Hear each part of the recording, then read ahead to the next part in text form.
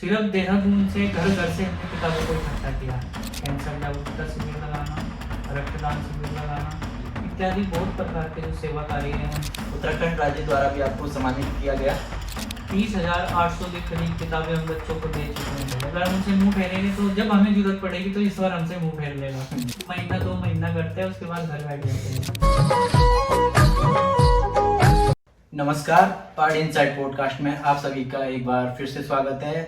आज हमारे पॉडकास्ट के अंदर है एक बहुत ही ज़्यादा खास मेहमान, जिनका जीवन की सामाजिक कार्यों के लिए समर्पित है। जी हाँ दोस्तों, मैं बात कर रहा हूँ सुमित प्रजापति जी की, जो महेंद्र इंद्रिस हॉस्पिटल के ब्रांड एम्बेसडर है और इसी के साथ वो जगत बंधु ट्रस्ट के स्थापक है, जिनके द्वारा की हजारों बच्चों को ऐसी निःशुल्क किताबें दी जा चुकी है जिनके माता पिता उन्हें किताबें नहीं दिला सकते। तो सबसे पहले तो सर आपका हमारे पॉडकास्ट के अंदर बहुत बहुत स्वागत है।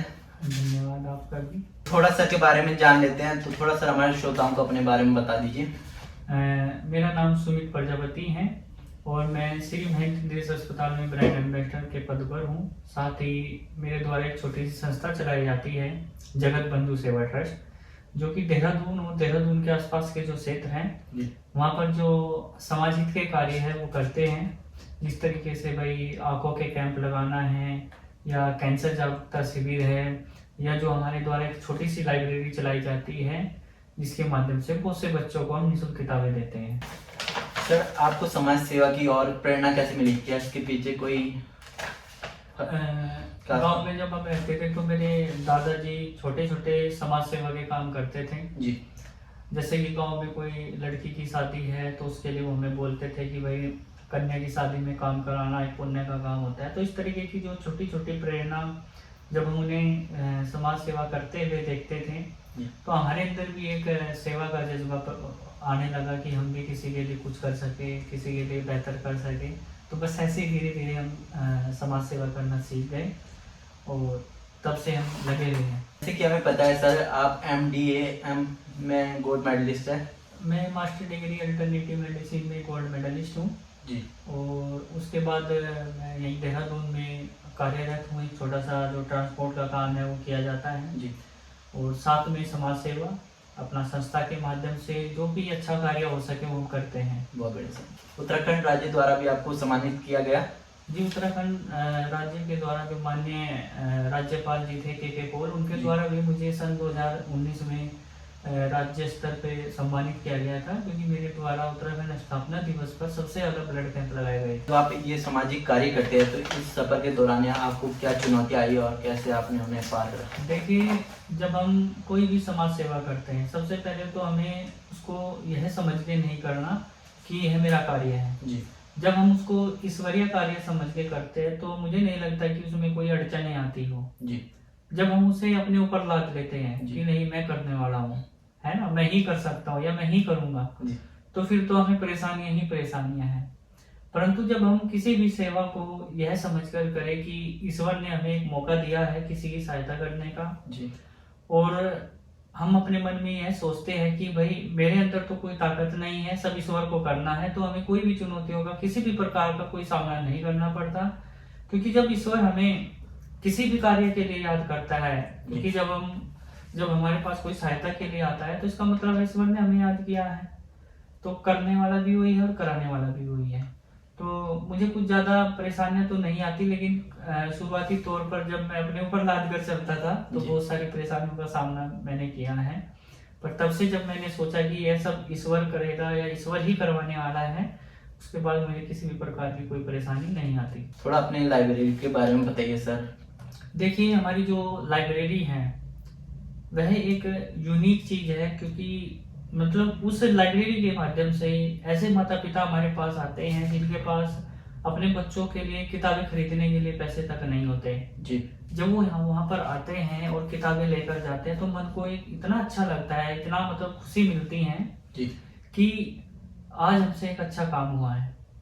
किसी के 4 से 5 हजार रुपये बचा लेना, वो पैसे उनके किसी और काम में आ जाए जी, ये एक बड़ा पुण्य का कार्य है। बहुत ज्यादा।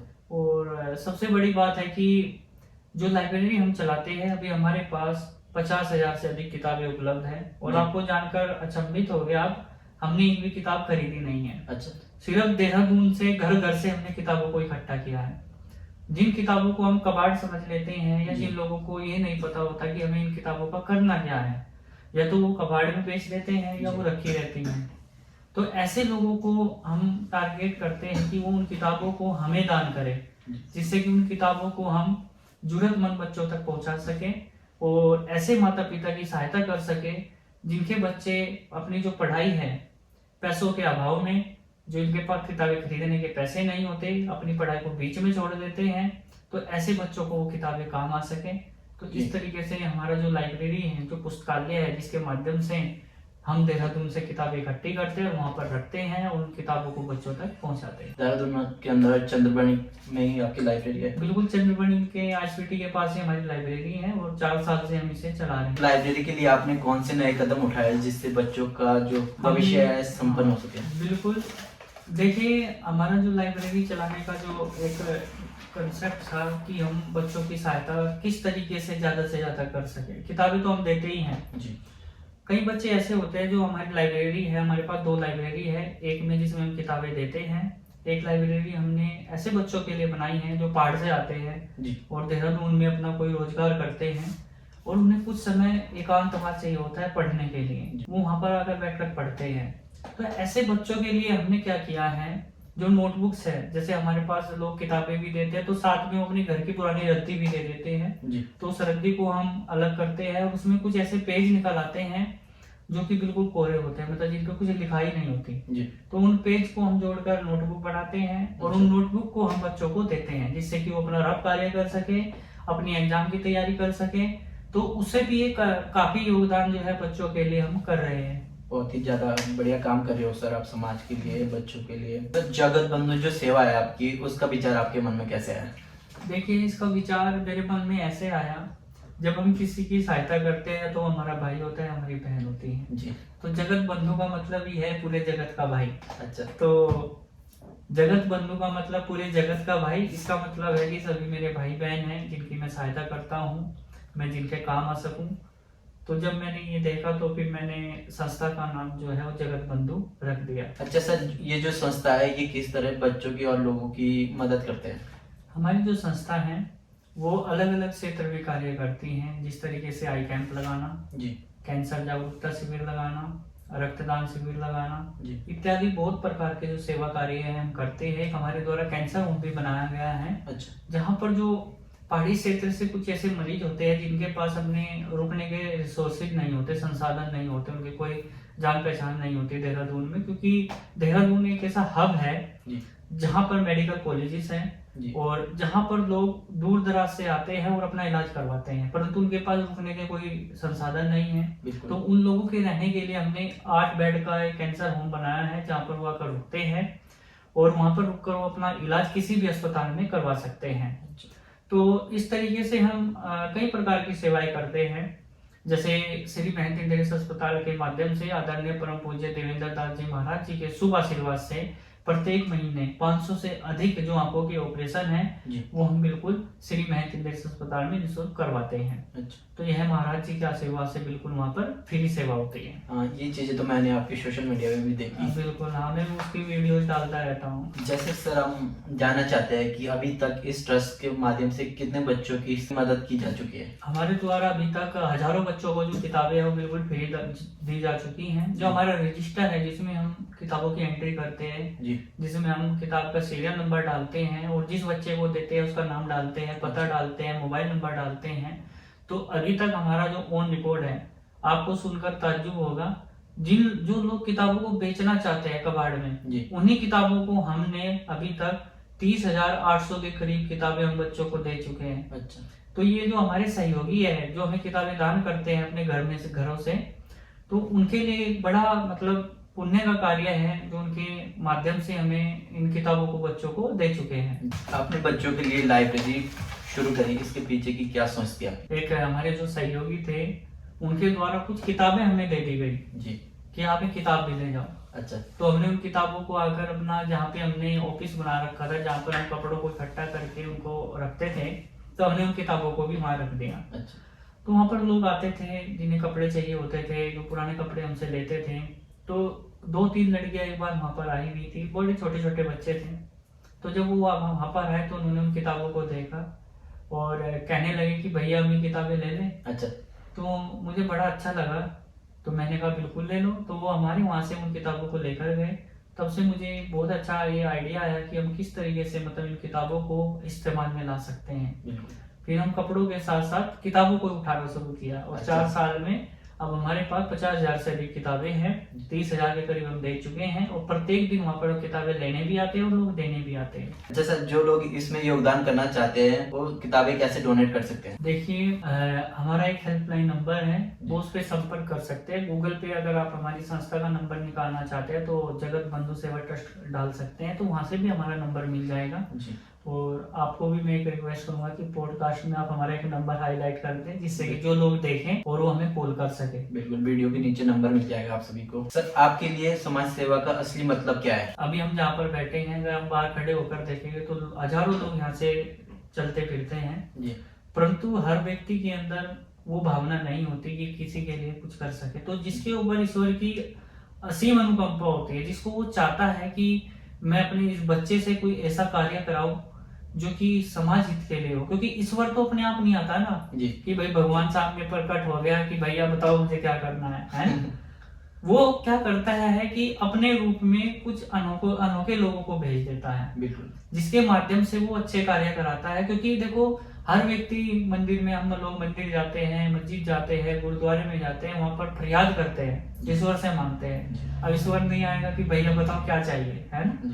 लेकिन वो माध्यम बनाता है और वो माध्यम उन्हीं लोगों को बनाता है जिसके ऊपर उसकी असीम अनुकंपा होती है। तो मैं तो अपने आप को बड़ा सौभाग्यशाली मानता हूँ कि मेरे ऊपर ईश्वर की वो असीम अनुकंपा है कि ईश्वर मुझे 24 घंटे किसी ना किसी की सहायता के माध्यम से हमेशा याद करता है। अच्छा सर, आपकी भविष्य की योजना क्या है? भविष्य में मुझे बहुत से ऐसे अच्छे कार्य करने हैं जिससे कि मैं समाज के लिए कुछ कर सकूं। फिलहाल मैं अपना अगले साल इस तरीके का एक प्लान सोच रहा हूँ कि इस तरीके की एक अल्ट्रासाउंड सेंटर बनाने जा रहा हूँ, जहाँ पर जो लोग महंगे अल्ट्रासाउंड ना करा पाते हो या खून की जांचें ना करा पाते हो, उस तरीके की जो जांच है, स्वास्थ्य संबंधित जांचें हैं, वो बिल्कुल निःशुल्क ही हो सके। अच्छा। तो मेरा भविष्य का एक यही प्लान है, वो साल या 2 साल में कभी भी मैं शुरू करूंगा। अभी जो वर्तमान है, जो मेरा सन 2025 जो नया साल अभी शुरू होने वाला है जी। इस वर्ष से हम 100 बच्चों के लिए एक बैठने की लाइब्रेरी बना रहे हैं। अच्छा। जहाँ पर जो पहाड़ में बच्चे होते हैं, अक्सर उनका जो जीवन होता है बड़ा संघर्षशील होता है जी। है ना?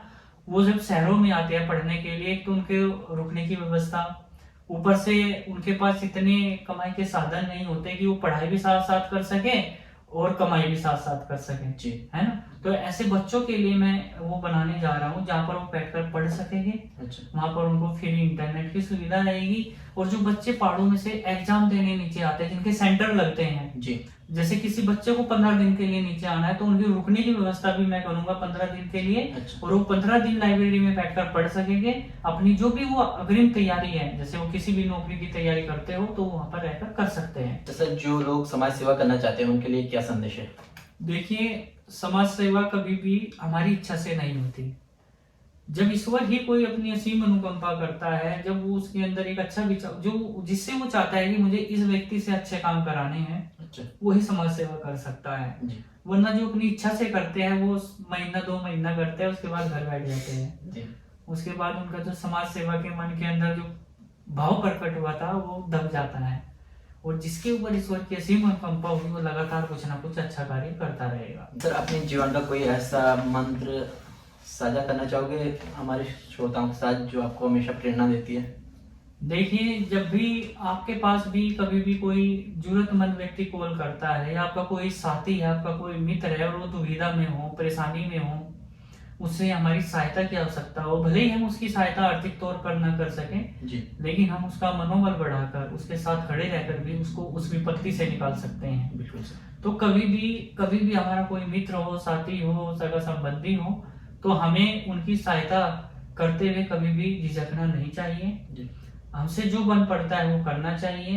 हमें उनसे मुंह नहीं फेरना चाहिए। अगर हम उनसे मुंह फेरेंगे तो जब हमें जरूरत पड़ेगी तो ईश्वर हमसे मुंह फेर लेगा कि भाई जब तुझे याद किया था उस व्यक्ति के लिए, तूने उसकी सहायता नहीं की, अब मुझसे किस मुंह से अपने लिए मांग रहा है। जी। तो जब भी हमें मौका मिलता है किसी भी सहायता के लिए किसी भी रूप में, भले ही हम पूरी सहायता न कर पाए, परंतु जितना हमसे हो पाता है हमें करना चाहिए। अच्छा सर, कोई ऐसा क्वेश्चन जो हमने ना पूछा हो और आप बताना चाहते हो? बस मैं इतना ही कहना चाहूंगा कि जो भी लोग हमारी इस वीडियो को देखें, चाहे वो हमारे सहयोगी हो या नहीं भी हो, बस अपनी जो घर में रखी किताबें हैं उनको बेचे नहीं जी उन किताबों से आपके बच्चों का तो भविष्य बन ही रहा है, जी उसके बाद आप दूसरे बच्चों का भी भविष्य संवार सकते हो।